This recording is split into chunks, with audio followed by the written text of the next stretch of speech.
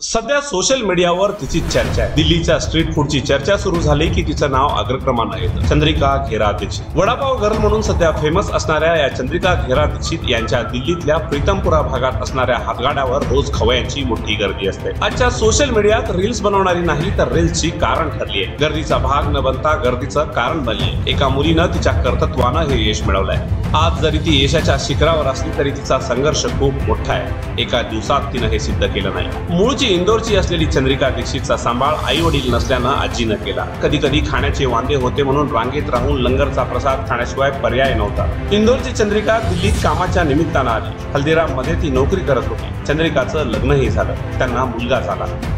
मात्र काही महिन्यांनी छोट्या मुलाला डेंग्यू झाला। डॉक्टरांनी सांगितलं एक तर नोकरी करा किंवा मुलाकडे लक्ष द्या। चंद्रिकाने नोकरी सोडली। मात्र 2-3 महिन्यातच तिला कळून चुकलं की दिल्ली सारख्या शहरात घरचा गुजारा चालवण्यासाठी घरी बसणं शक्य नाही। आपल्या मुलाला वेळही देता येईल आणि घर चालवता येईल असं काहीतरी करण्याचा विचार केला आणि निर्णयही टाकला। दिल्लीच्या खवय्यांसाठी मुंबईत जसा वडापाव मिळतो तसाच वडापाव विकण्याचा निर्णय घेतला। सगळं काही व्यवस्थित सुरू असताना मुलाच्या आजाराच्या रूपानं आलेलं संकट तिला आता रस्त्यावर आलं। रस्त्यावर वडापाव विकायला सुरुवात केली आणि एका दिवशी लोकांनी ते स्वीकारलं असं झालं नाही। अनेक जण नावं ठेवू लागले। इतकी चांगली मुलगी रस्त्यावर वडापाव विकण्याऐवजी नोकरी करायला पाहिजे। चांगल्या घरात मुलगा बघून लग्न करून घेतलं तर कदाचित आज ही वेळ आली नसती।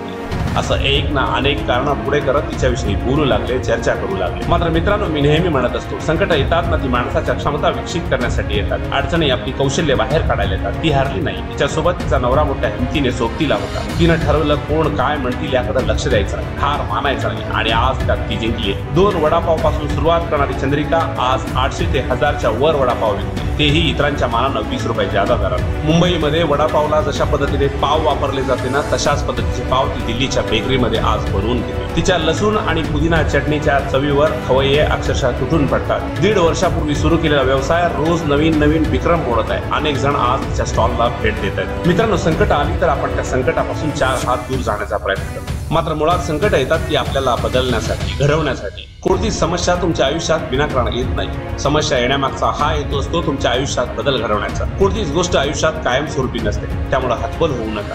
गोष्ट छोटी असो वा मोठी, एकदा करण्याचा निर्णय घेतला ना मग कोणतीच गोष्ट अशक्य नाही। त्यासाठी सुरुवात करावी लागेल। रस्त्यावर वडापाव विकणं चंद्रिकानं कमीपणाचं मानलं नाही म्हणून आज ती यशस्वी आहे। छोट्या गोष्टीची काम करण्याची लाज बाळगणं म्हणजे तुम्हाला मोठे होण्याच्या प्रक्रियेमधला सगळ्यात मोठा अडथळा आहे। काळजी करू नका, कामाची लाज बाळगू नका। एखादं छोटं कामही तुम्हाला मोठं बनवू शकतं। मित्रांनो, व्हिडिओ आवडला तर शेअर करा, लाईक करा आणि सबस्क्राईब करायला विसरू नका। धन्यवाद।